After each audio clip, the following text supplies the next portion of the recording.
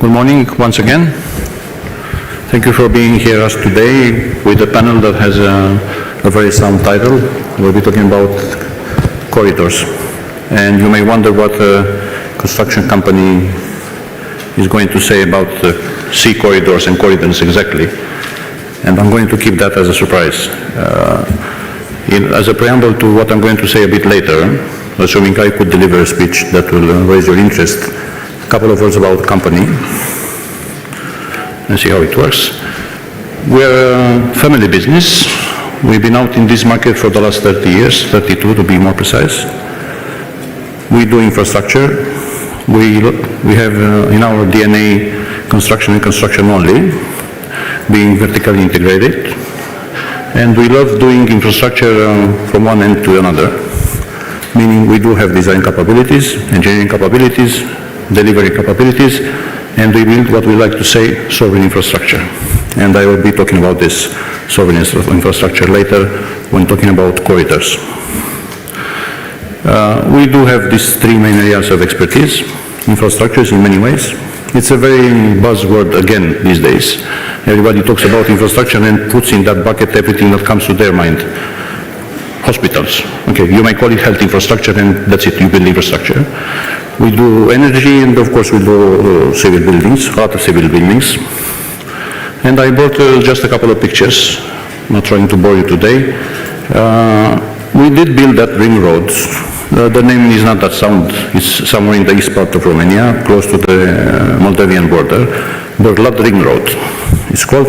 It has 13 kilometers and 13 bridges.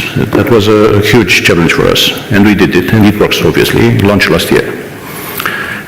We are building now a child hospital called St. Andrew, Spitalul Sfântul Andrei, in Constanța. This will be ready February next year. It's something like that has never been built in the last 20 years in Constanța. We finalized Timișoara International Airport last year, along with Tulcea and Baia Mare. I know Tulcea doesn't have enough traffic, but still we build it. We're very active in the energy part, meaning we are, as we call it, in the yard of Nuclear Electrica. Chernobyl, it's a nuclear plant. We did dry storage. We're now working for the refurbishments of Reactor 1, finally. Others will come. We've been in this Rovinal power plant. What we see in white there, it's a cooling tower. By the time we did it, nobody else had the experience for the last 20 years. So we are a bit of pioneers in this field. And buildings. I dropped here an arena. I dropped here Bucharest School of Economic Studies. That was a refurbishment, and I brought a residential project. All these are actually a piece of a puzzle that will compose a picture that I'm going to deliver a bit later. What to keep in mind is that construction can be also a political or geopolitical actor, and I'm going to tell you a bit later about it. Thank you very much for your attention. Have a nice panel. Thank you very much. Okay, thank you very much for your presentation. Distinguished participants, distinguished experts, thank you for joining us to the panel entitled Connectivity Corridors, Maritime Choke Points, and Global Stakes, Maintaining Open Seas from the Black Sea to South China Sea in partnership with the Heritage Foundation. We have a challenging topic and great panelists with us. As an introductory remark, I would say that we are still facing highly challenging times as the international maritime order is contested across three theaters.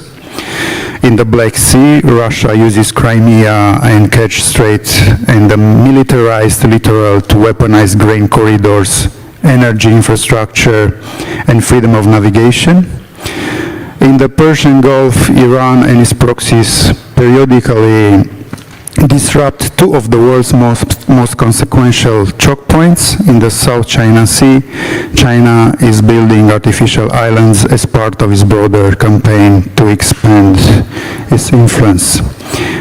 Are these three isolated incidents or a coordinated test to see whether the rules of the global commons still apply when opponents within the system choose to ignore them. The same period brings a transformation on the western side of the equation. Washington, under the second Trump administration, has signaled a shift towards homeland defense and the Indo-Pacific, including partial drawdown of US ground forces from NATO's eastern flank countries. Europe is therefore asked to do more for its own deterrence at the very moment when its eastern maritime border is most exposed. At the same time, Japan, Korea, India, and the Gulf states are being drawn into a wider connectivity architecture. IMEC, free and open Indo-Pacific, the Trans-Caspian Middle Corridor, that aims to bind the Indo-Pacific and the Euro-Atlantic together through trusted infrastructure rather than through Chinese or Russian-controlled bottlenecks. This panel asks deliberately challenging question: do today's allies' capitals have the political will, the maritime forces, and the industrial base to keep these corridors open simultaneously? And if not, which corridor get prioritized? Who pays the price? I will start with our first speaker, Mr. James CARAFANO from the Heritage Foundation. He is Senior Counselor to the President. Thank you for joining us. James CARAFANO is a 25 years US Army veteran and one of the most cited conservative voices on US defense posture, NATO, and homeland security.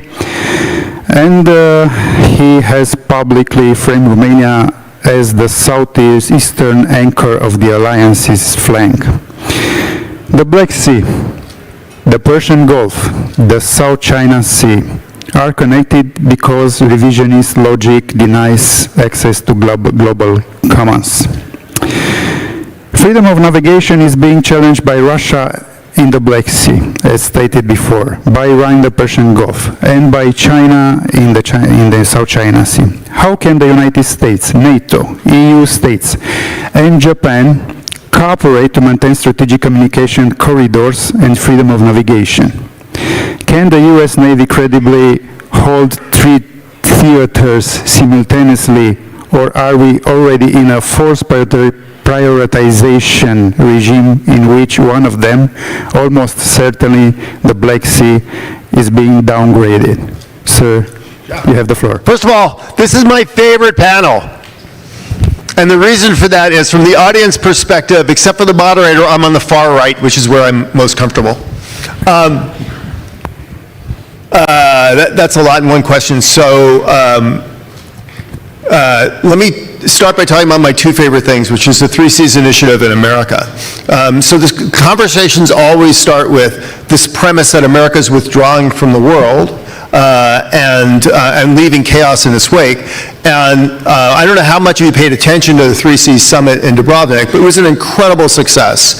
And I went there at incredibly low expectations. I mean, even though we have a 3Cs investment fund and it's all been invested and it's delivering a fine rate of return and it's a great proof of principle concept, you know, we've always seen this kind of start and stop momentum as we've shifted, leadership from country to country to country. And I think, quite frankly, we all went into Dubrovnik with incredibly low expectations. And it was incredible, I thought. What they put together, the energy, the fact that you had 35 Japanese companies show up at the forum.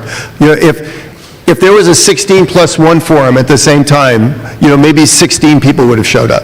But there was over 1,500 people at this forum. And what was, I think, really impressive and insightful for me was the American footprint was incredible. It's the biggest, most impactful footprint that the United States has ever showed at the 3Cs Forum, including when President Trump went to the first one and made the $1 billion commitment.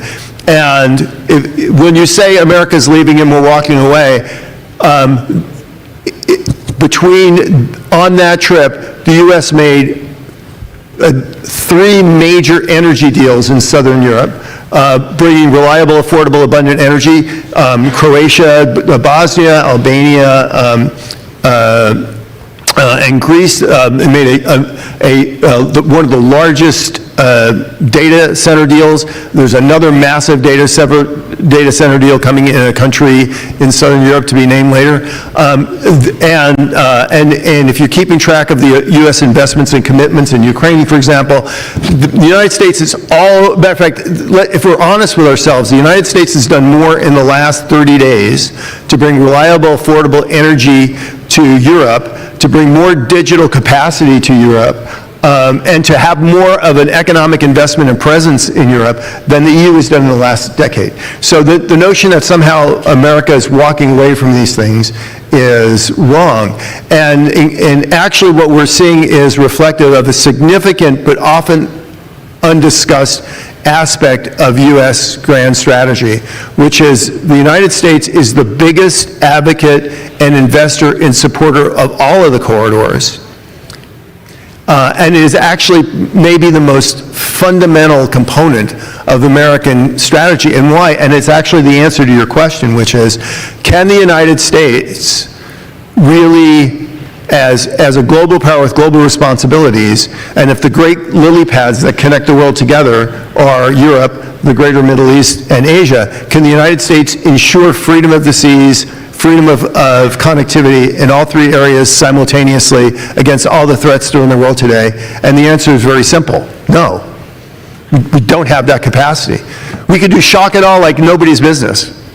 But there's a big difference between doing shock and awe and having sustained presence in a theater for many, many, many months in either a major conflict or a major, force requirement. We can't do that. And so why the U.S. has really embraced the idea of the connectivity provided by corridors is for two reasons. One is, the more corridors there are, the more assured global access we have, and that is to our benefit. The other thing is, when you build corridors, and we're seeing this right now happening in real time, the corridor, the people that live in the corridor become the stakeholders, and they provide part of that security, part of that energy. So if you look, for example, right now in the greater Middle East, we can talk about IMEC all we want, but the reality is IMEC is happening in real time. Everybody in the Middle East is finding new ways to get their products, goods, and services to market, right, through different ways, and they are joining in collective security to help defend that. So one is, it provides us global access. The other is, it is the only way that we can really outsource effectively to support our own interests. So I think we're going to see more of this from the United States and more of these investments. And the answer is, are we walking away from Asia or the Middle East or Europe? And the answer is emphatically no in all three cases. Thank you very much. We'll be back to you with other questions later. Now I would like to invite Mr. Alisher ABDRESHEV from Kazakhstan. He is a leading expert in the Department for European and American Studies at the Kazakhstan Institute for Strategic Studies under the President of the Republic of Kazakhstan. He specializes in European and US foreign policy, post-Soviet politics, regional security, and geopolitical dynamics shaping Central Asia. Mr. ABDRESHEV, you are an advocate for multi-vectorism 2.0. Therefore, Kazakhstan does not choose between Russia, China, and the West. It monetizes the geography that makes it indispensable to all three. Central Asia is rich in energy resources and rare minerals, and is a vital space for Russia, China, the US, and Europe. How can Kazakhstan balance these powers whose interests often compete? Has multi-vectorism that you are advocating for hit its political limit? Following President Tokayev's comprehensive strategic partnership with Putin last November, right after his Washington talks, how credible is the balancing act in Western capitals? Thank you so much. First of all, I would like to thank the New Strategy Center and all partners of this conference for organizing this important discussion. Today, strategic corridors and freedom of navigation are becoming key issues for global security and the world economy. From the Black Sea to the South China Sea, we see growing competition over transport routes, energy supplies, logistics, and maritime security. The Black Sea today is no longer just a regional space. It's one of the main connectivity hubs in linking Europe, the Caucasus, Central Asia, and the Middle East. Trade, energy exports, and transportation routes all depend on stability in this region. During my speech, I would like to tell you about the Kazakhstani position in this geopolitical situation around the transport corridors, logistics, and other different issues. The war in Ukraine clearly demonstrated how quickly security problems can affect global trade and transport. For Kazakhstan and Central Asia, the consequences have been especially serious in logistics and energy exports. First, Kazakhstan remains heavily dependent on the Caspian Pipeline Consortium, the CPC route, which transports most of Kazakhstan's oil through Russian territory to the Black Sea port of Novorossiysk. This means that stability in the Black Sea directly affects Kazakhstan's economy and state revenues. Since 2022, we have seen repeated disruptions, technical suspensions, and security risks surrounding CPC operations. These developments highlighted the vulnerability of relying too heavily on a single export route. As a result, Kazakhstan accelerated efforts to diversify transport and export corridors.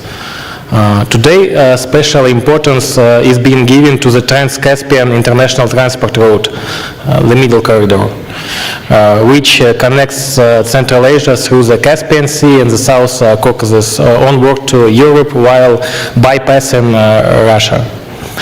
After the beginning of the war in Ukraine, we can say that only two regions in the post-Soviet space have remained attractive for major international investment and large infrastructure projects. It's Central Asia, the Caucasus, especially Azerbaijan. Today, Kazakhstan, Azerbaijan, and other Central Asian countries are actively developing joint transport and logistics projects across the Caspian Sea toward Europe.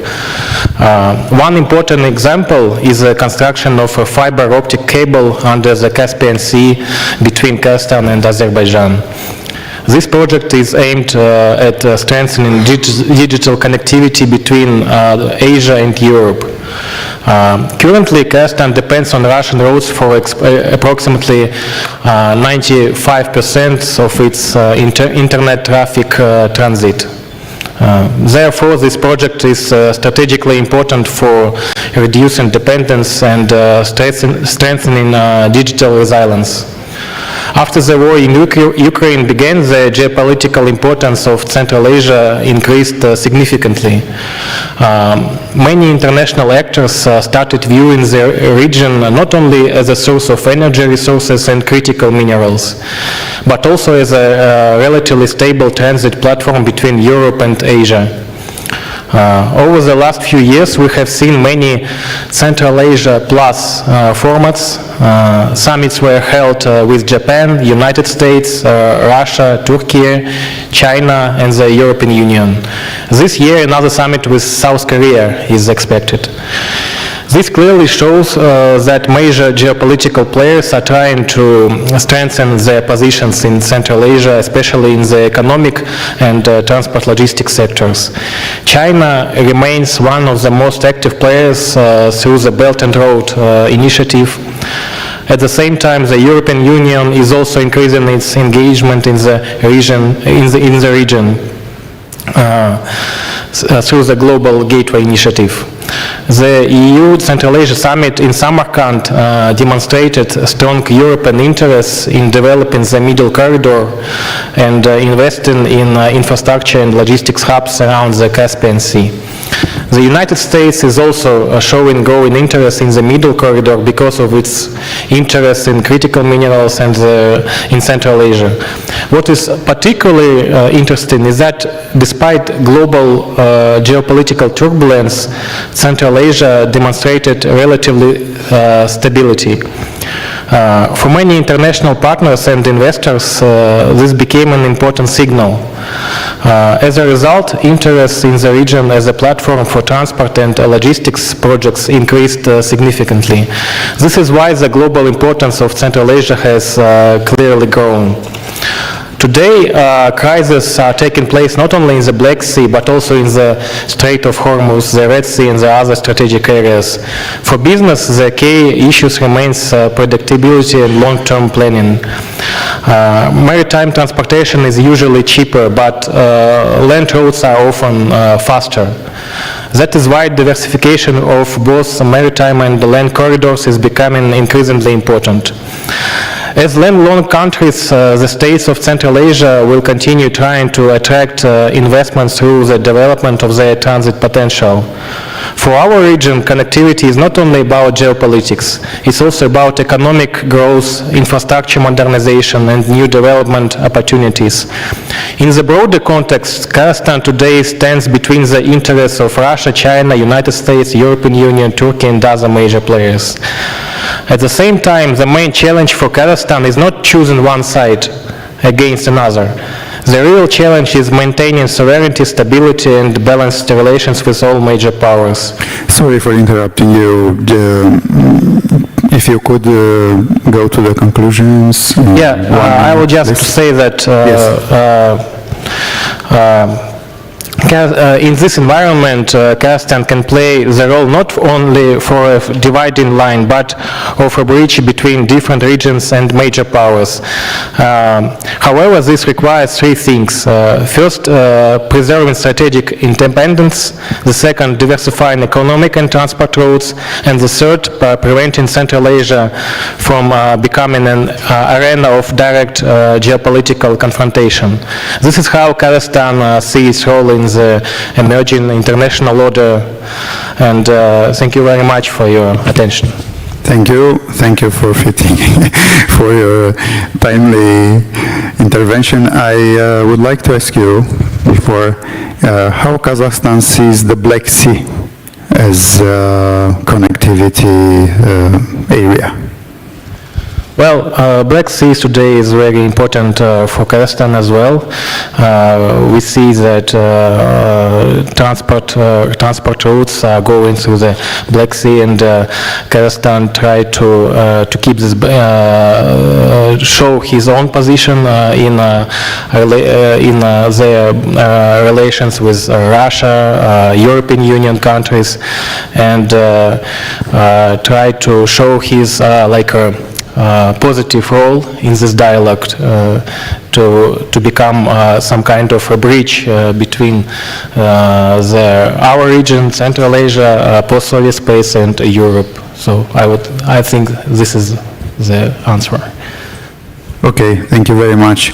Do you see, just one more question, do you see a change from 2022 until now in Kazakhstan's approach related to the Black Sea? Yeah, definitely we see the changes, but as I said in my speech, I just want to mention that Kazakhstan is trying to keep the balance and to host provide the multi-vectoral policy and to show the readiness to communicate with all partners, not only with Russia, China, but also with the Western countries, with Europe and the United States. And of course, Black Sea is one of the important questions for Kazakhstan as well. And I see how the things are trying to be important for all countries in the world in this matter. Thank you. Thank you very much. Now I would like to introduce our next speaker, Mr. Ken Endo, Professor Ken Endo. He is from Hokkaido University. He is Professor of International Politics, School of Law, and Dean of the Graduate School of Public Policy at Hokkaido University. Is also part-time professor at the Global Governance Program, EU-Asia project of the European University Institute, and Adjunct Fellow at the Japan Institute for Foreign Affairs. Professor Endo, the Black Sea, the Indo-Pacific, and the Arctic might be seen as one continuous theater, and that Tokyo's interest is to ensure that the rules of the sea applies to all three. Japan's economic statecraft and investments in Ukraine, Moldova, Trans-Caspian, and Africa complement and partially substitute for the retreat of US public capital sometimes. I would like to ask you two questions, but of course you will provide us a presentation, a PowerPoint presentation too. How can Japan contribute to maintaining open corridors between Asia and Europe, and what are Japan's strategic interests in connectivity and freedom of navigation? I know you are addressing the maritime security, but please keep in mind also this question. Thank you very much for joining us. Sorry for this sort of shorthand title, but that I try to mean, everything from connectivity to this sort of security, as well as the sort of freedom navigation, all sorts of things. Now, by the way, I happen to be the professor at the University of Tokyo, moving from Hokkaido University. Now, I have just a few points, basically one main point about this Strait of Hormuz, and a couple of related themes to the maritime security in North and Southeast Asia. And before going into this topic, perhaps you could, I couldn't do my presentation without any maps. So I just brought these sort of things, and then I'm a bit puzzled by the sort of title of this session because it stops at South China Sea. In fact, we are surrounded by the East China Sea, right? And distance between South and South and the East China Sea is equivalent to from Black Sea to the Baltic Sea. So we inevitably have to cover all of this. Now, about this Hormuz Strait. We have a really biggest headache for the moment. That is that we depended so heavily on the oils and gas coming from Strait of Hormuz. More than 90% of the oil comes from that area. And the China has done so well in diversifying the sources of this crude oil. If you look at this just simple graph, you could see China from Russia, Saudi Arabia, Iraqi, and then Malaysia and so on. While Japan, UAE, Saudi Arabia, Kuwait, Qatar, so most of our energy sources are from this Middle East. Now, and then freedom of navigation is essential for us, to keep our economy and lives basically, intact.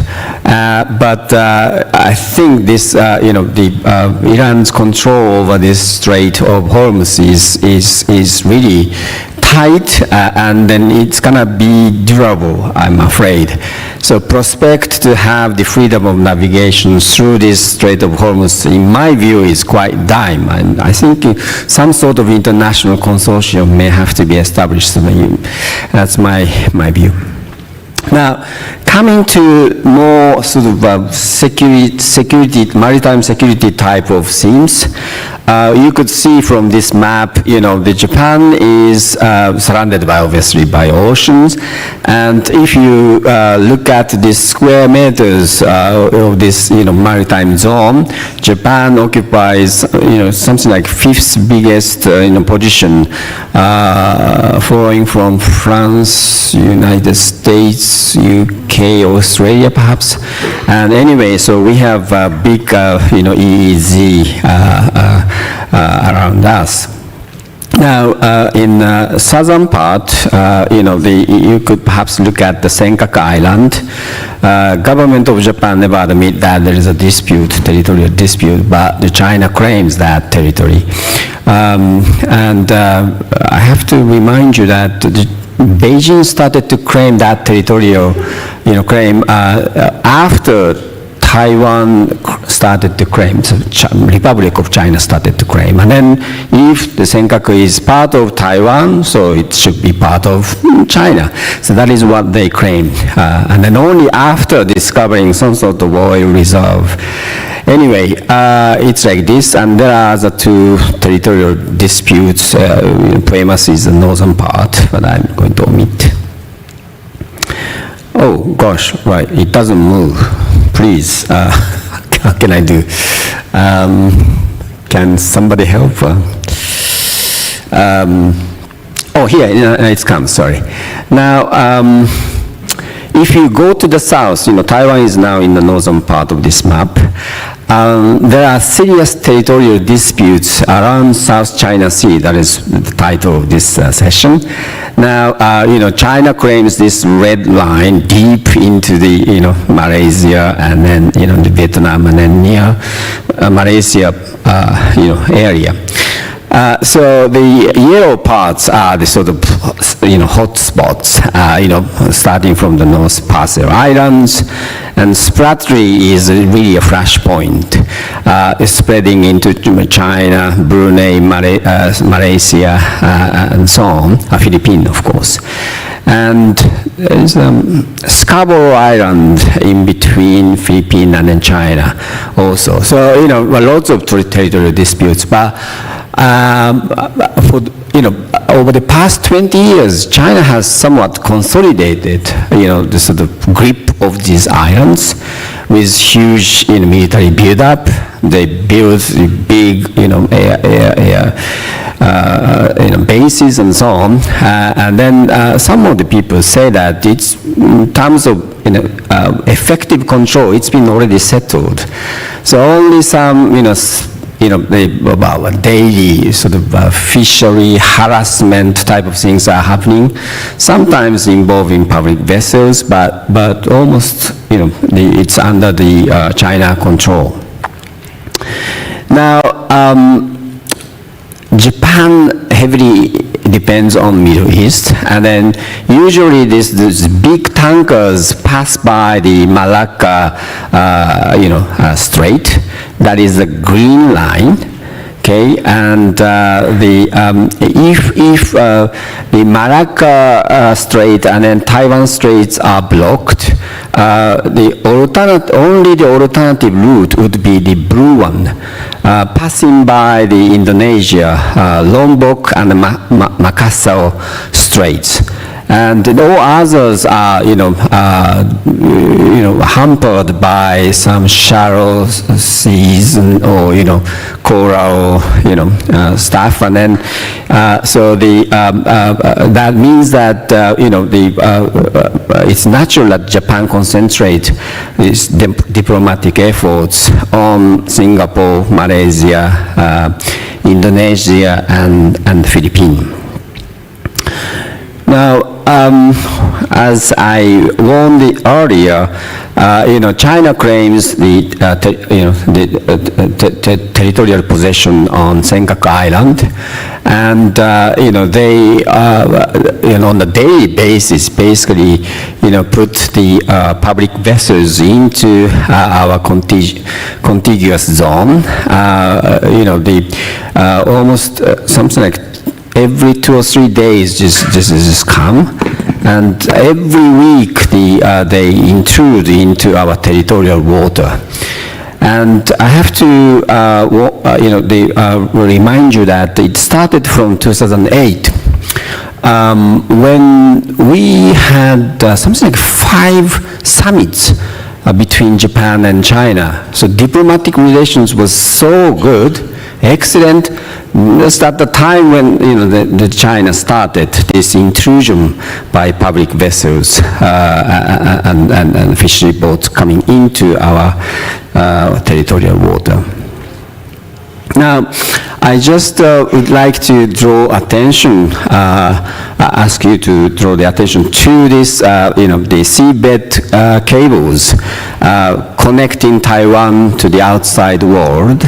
And, without these sort of things, they would be just isolated electronically. That means, all sorts of AI, IT type of things would be cut off.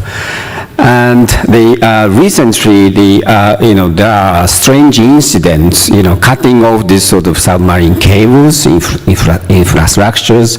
They are damaged, strangely, just after Chinese vessels just pass by. So these are the sort of themes that we have as problematic, in our region. I just stop here and then leave time for discussion. Thank you very much, Professor, for your insights. I would like to invite our next speaker, Mr. Adrian FLOREA from Concelex, Romania. He is executive director of the company, an integrated construction company. You saw the presentation of his enterprise, the enterprise earlier. He has over 25 years of executive experience across different markets with a track record in board of governance, strategy, and large infrastructure projects.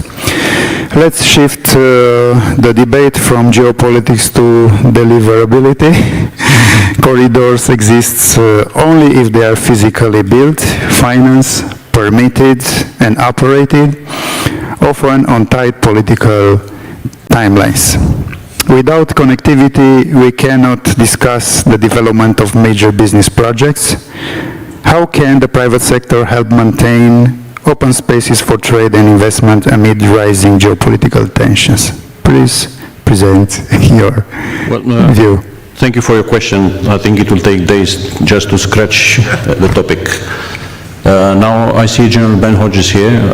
This is my 3rd time in a New Strategy Center conference. I met General 3 years ago, and his saying is stuck to my mind.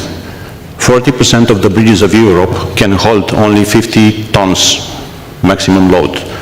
An M1 Abrams plus the truck, it's 120.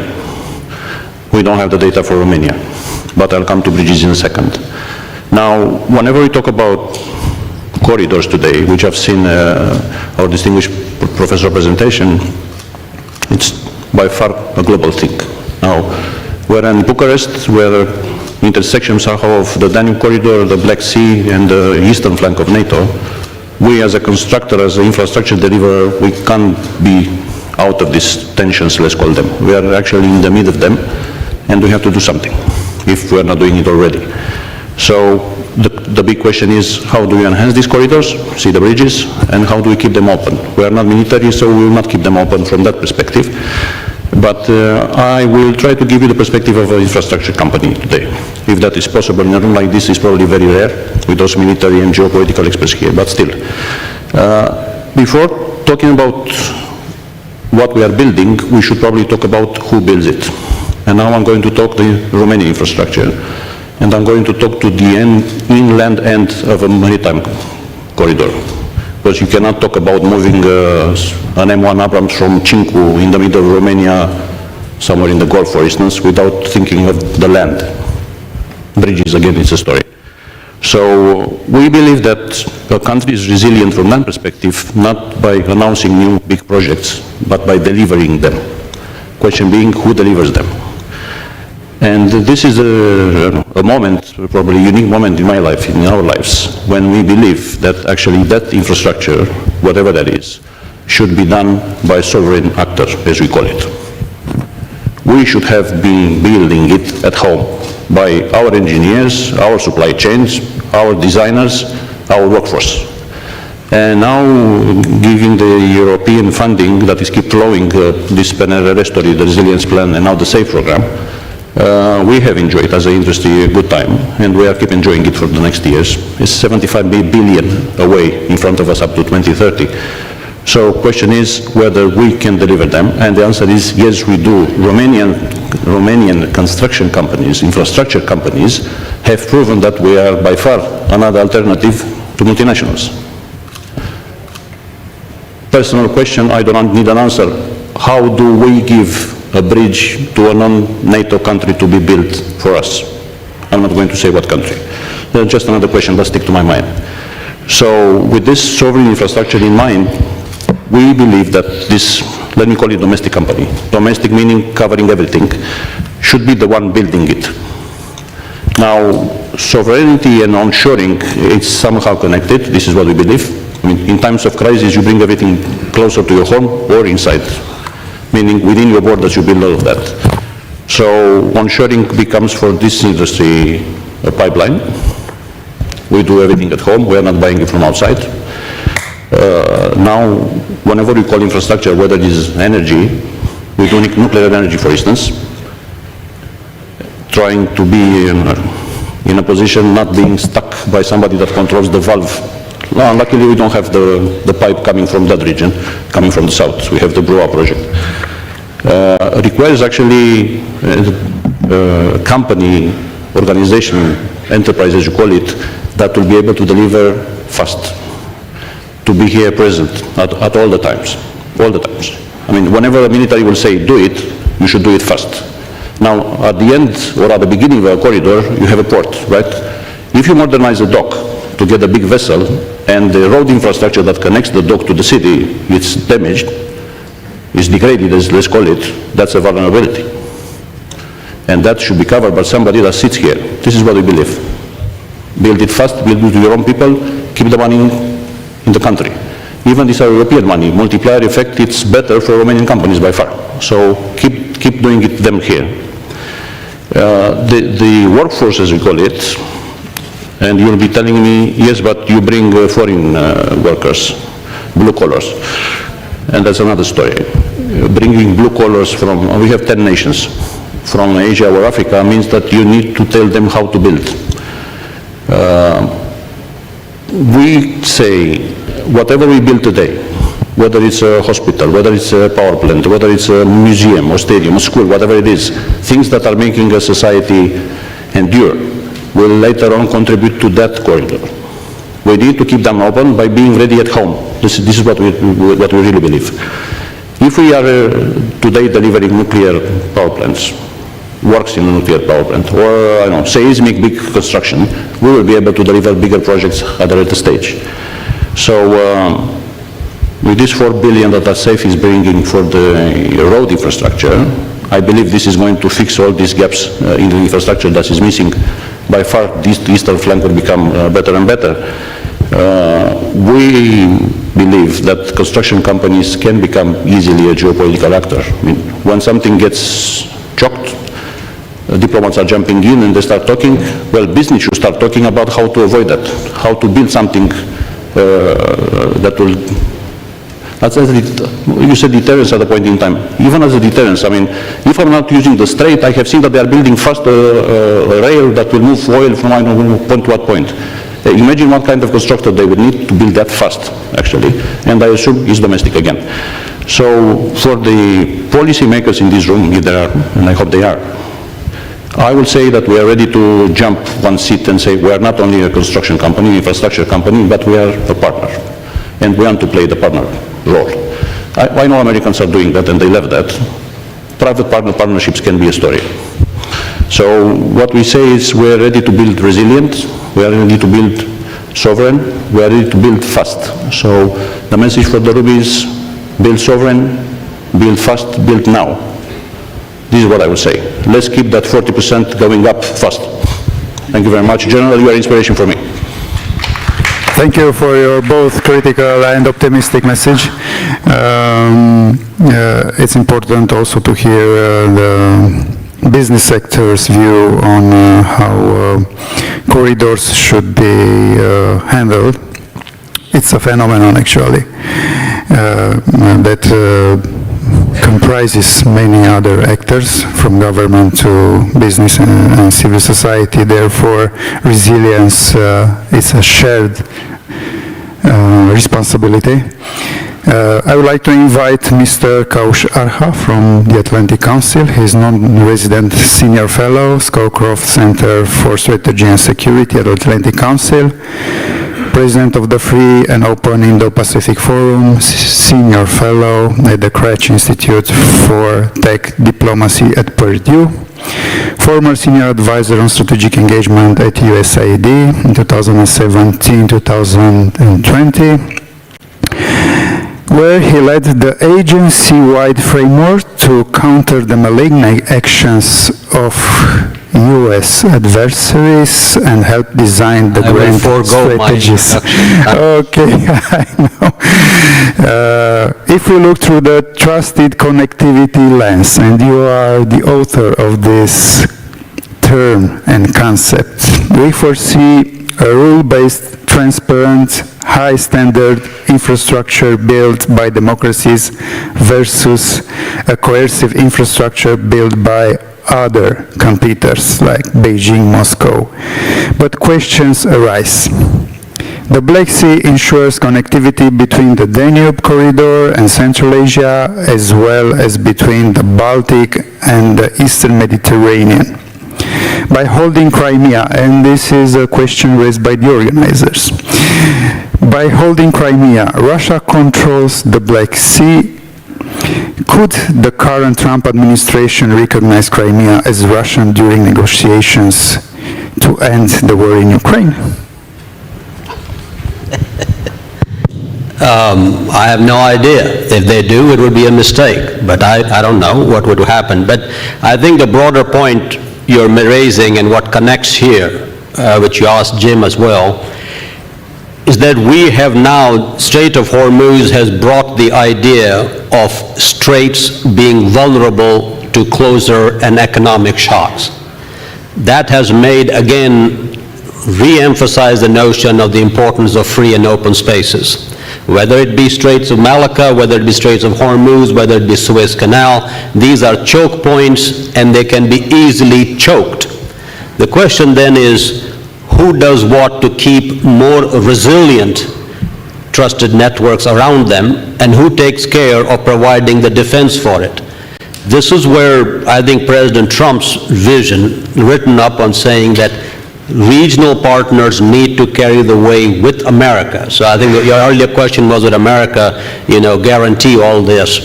Jim answered rightly, we would not, we cannot, but we are planning to do so if the regional partners step up. That's the main issue. So I think in that context, it's important we can talk about generically, and I've been talking about it for 4 years coming to this conference, same discussion for exactly the same point every 4 years.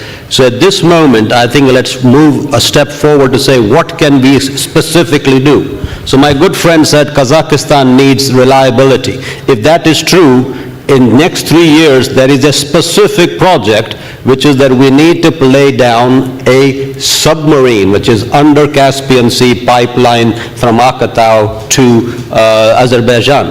Otherwise, you'll keep remaining on CPC, or you'll have shallow waters and shallow basins. So if you want to talk about it, that's the way to do trusted connectivity.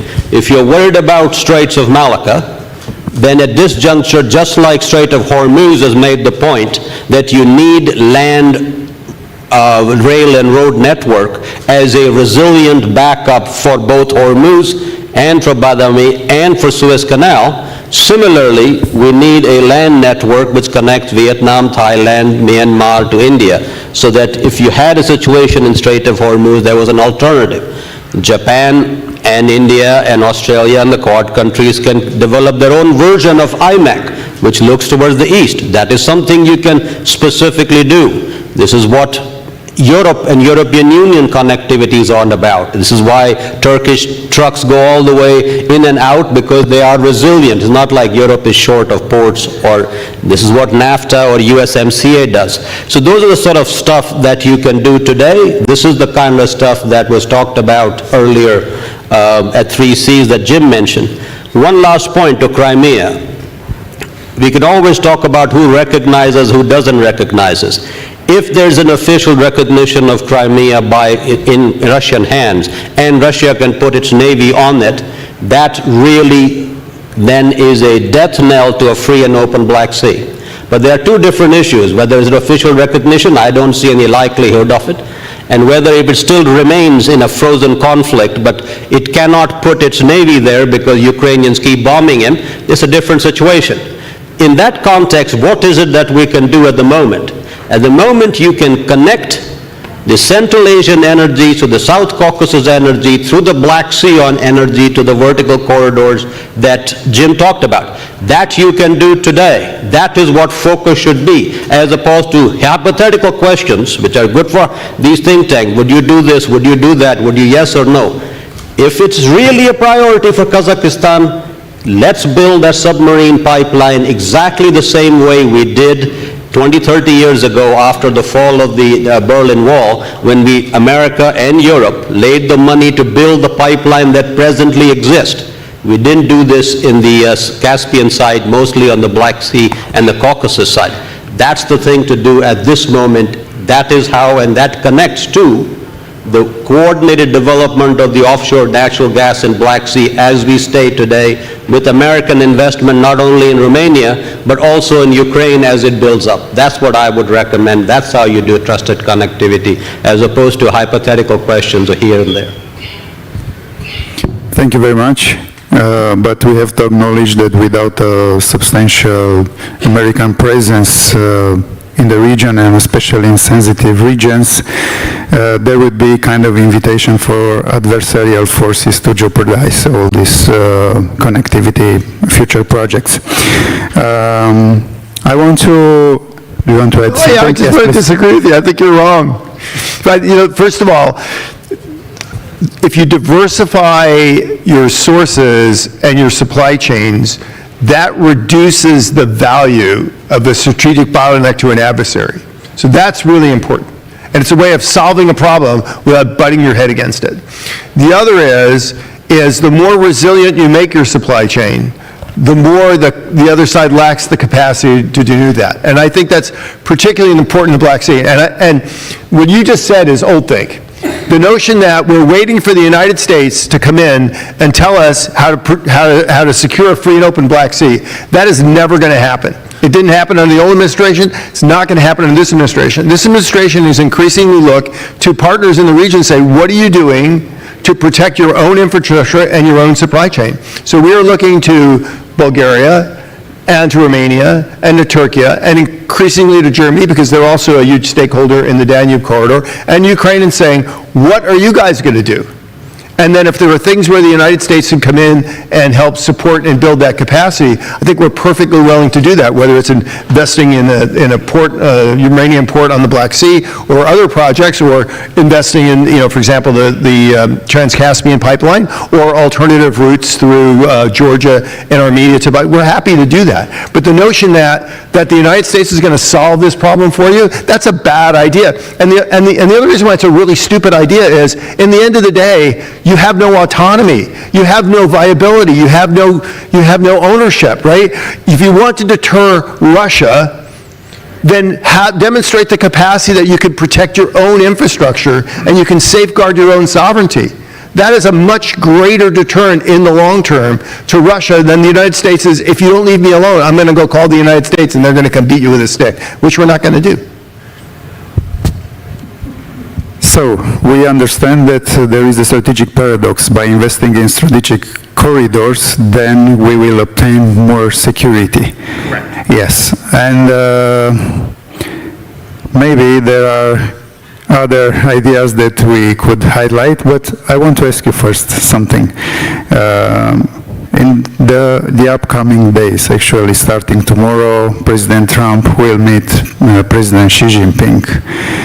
What are your expectations related to the visit, to this meeting, considering our environment? There are voices, of course, voices, let's say analysts that are stating that Donald Trump might offer some concessions for getting more economic stability and normalizing the trade agreement with China, and thus will bring on a long run some leverage for Beijing in its relations with Moscow. These guys are brilliant. They're always saying, like, Are there red lines? yeah, like so the United States will inherently do something self-defeating in the United States, right? That's their logic, right? Which is, look, the United States and China are going to be in a long-term competition. That's not going to change after this week. And whatever happens to this thing, I don't think it's going to change much in the world anyway. But this does get to a really important, to your point, which I completely disagree with.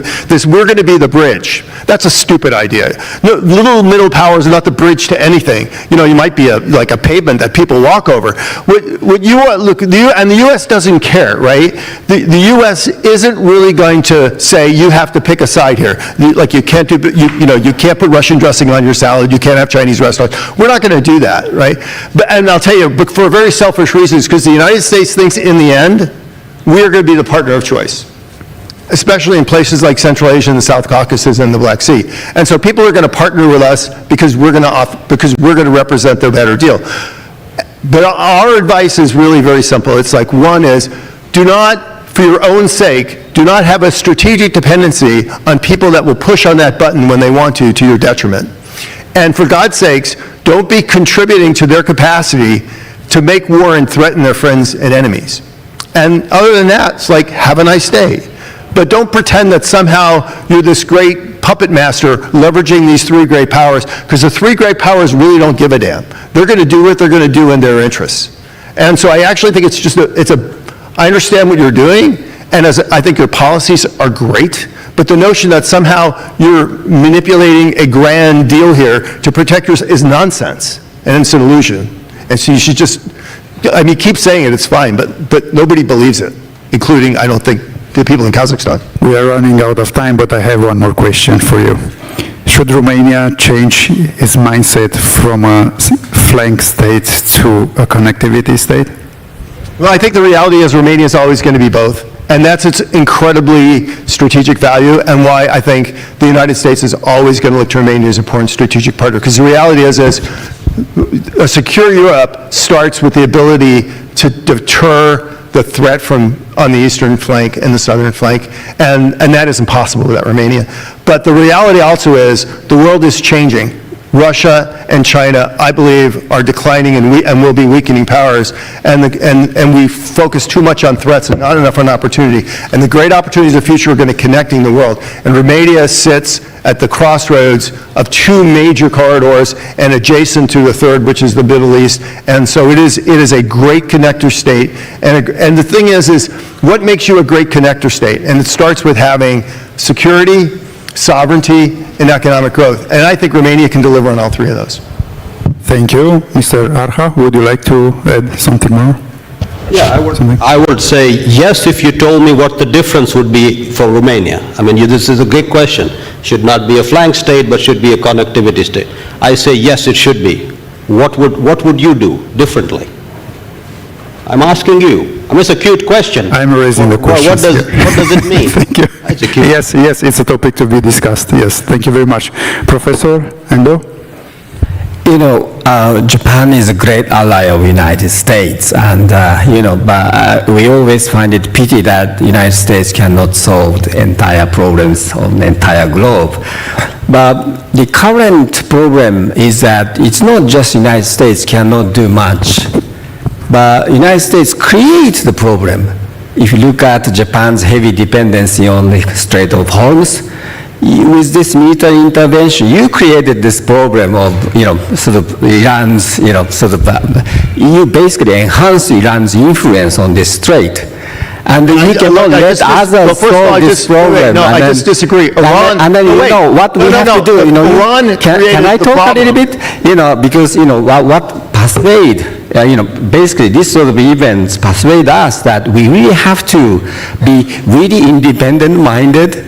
We have to diversify our, energy sources, from not only geographically but also functionally, nuclear power stations and all other things, natural, renewable energy and so on.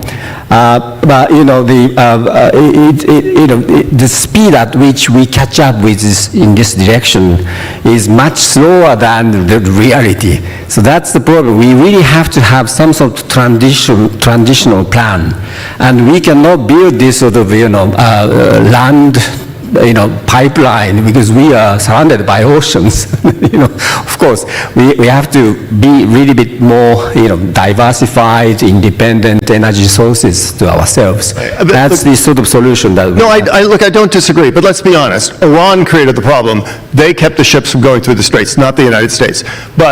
And as you pointed out, Japan's problem was overly dependent on a single point of failure. Sure. But also, to be fair, the United States is a great partner in trying to help countries get through this, including dramatically increasing our own oil and gas exports. So it's not like we're doing nothing. So we can all blame everybody for not making a perfect world, but the point is we all know the path forward, and you just said it.